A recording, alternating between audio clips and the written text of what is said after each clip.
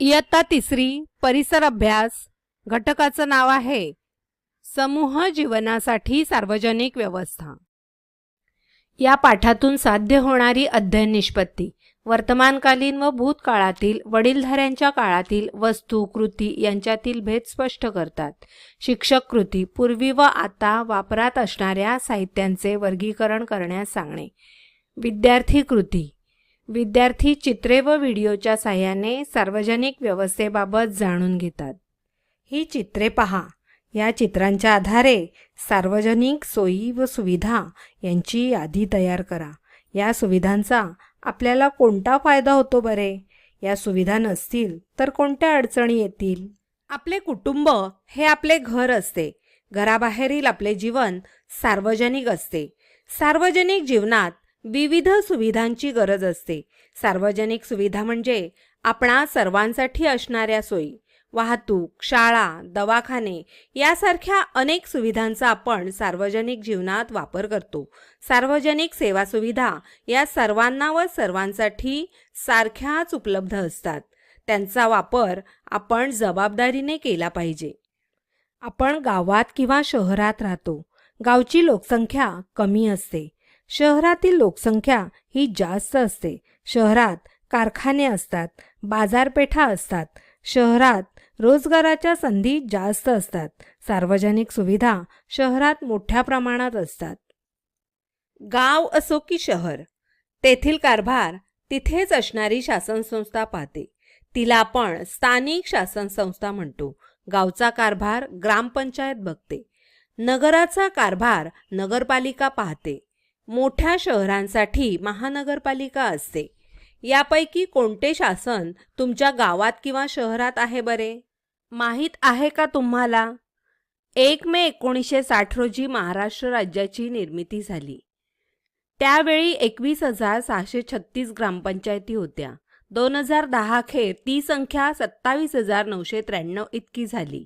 आज महाराष्ट्रात 28,003 ग्रामपंचायत आहेत।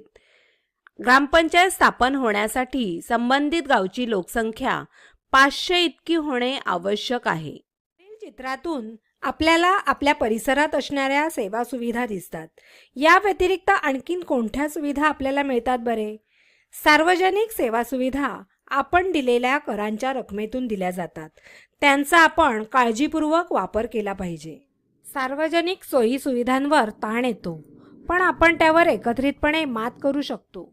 पाणी पुरवठा, सार्वजनिक स्वच्छता इत्यादी सेवा स्थानिक शासन पुरवते, परंतु त्याहीपेक्षा अधिक सेवांची आपल्याला गरज असते। आपल्या गावात तुम्ही बँक पाहिली असेल। खर्च करून राहिलेले पैसे आपले आईवडील बँकेत ठेवतात। तिथे पैसे सुरक्षित राहतात। पैशांची बचत होते। गरज लागेल तेव्हा ते आपल्याला बँकेतून काढता येतात। गरजू लोकांना बँक कर्जही देते। नातेवाईकांशी व मित्रमैत्रिणींशी संपर्क ठेवण्यासाठी टपाल सेवेचा उपयोग होतो। जगभरात आपल्याला कोठेही पत्र पाठवता येते। एखाद्या परिसरातील काही लोक एकत्र येतात। आपल्या स्थानिक गरजा कोणत्या आहेत त्या शोधतात। त्यानुसार एकमेकांच्या सहकार्याने कोणता उद्योग किंवा व्यवसाय करायचा हे ठरवतात। तो उभा करण्यासाठी आपल्याजवळचे थोडे पैसेही जमा करतात। त्या उद्योगातून किंवा व्यवसायातून मिळणारा फायदा सर्वजण वाटून घेतात। लोकांच्या सहकार्यातून निर्माण झालेल्या या संस्थांना सहकारी संस्था म्हणतात। काय करावे बरे? नळांना तोट्या नसल्याने पाणी वाया जाते। या समस्येवर अकोले तालुक्यातील बहिरटवाडीच्या एका शाळेतील बालसंसदेने एक उपक्रम केला। वर्गात पाण्याची बचत या विषयावर चर्चा सुरू केली। काही विद्यार्थ्यांनी गावातील नळांना तोट्या नसल्यामुळे पाणी वाया जाते हा मुद्दा मांडला। मुलांनी नळाला तोट्या बसवण्याचे काम कोणाचे असते हे समजून घेतले। मग नळांना तोट्या बसवाव्यात असा हा आग्रह ग्रामपंचायतीकडे केला। मुलांनी नळांना तोट्या बसवण्याबाबत पत्र ग्रामपंचायतीला दिले। आणखी काही दिवसांनी नळांना तोट्या बसवण्यात आल्या।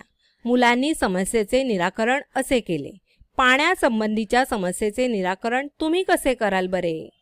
या पाठातून आपण काय शिकलो? सार्वजनिक सुविधा म्हणजे आपणा सर्वांसाठी असणाऱ्या सोयी। गावचा कारभार ग्रामपंचायत पाहते। नगराचा कारभार नगरपालिका पाहते। मोठ्या शहरांसाठी महानगरपालिका असते. सार्वजनिक सेवा सुविधांचा वापर काळजीपूर्वक केला पाहिजे. बँकेत पैसे सुरक्षित राहतात. आपल्याला जगभरात कुठेही पत्र पाठवता येते. लोकांच्या सहकार्यातून निर्माण झालेल्या संस्थांना सहकारी संस्था म्हणतात. या पाठाद्वारे स्वाध्याय सोडवा. स्थानिक शासन तुमच्या परिसरात कोणत्या सेवा देते याची सूची तयार करा. एक उपक्रम देखील तुम्हाला करायचा आहे. पालकांच्या मदतीने बँकेत तुमचे खाते उघडा. तुमच्या खाऊचे पैसे बँकेत जमा करा.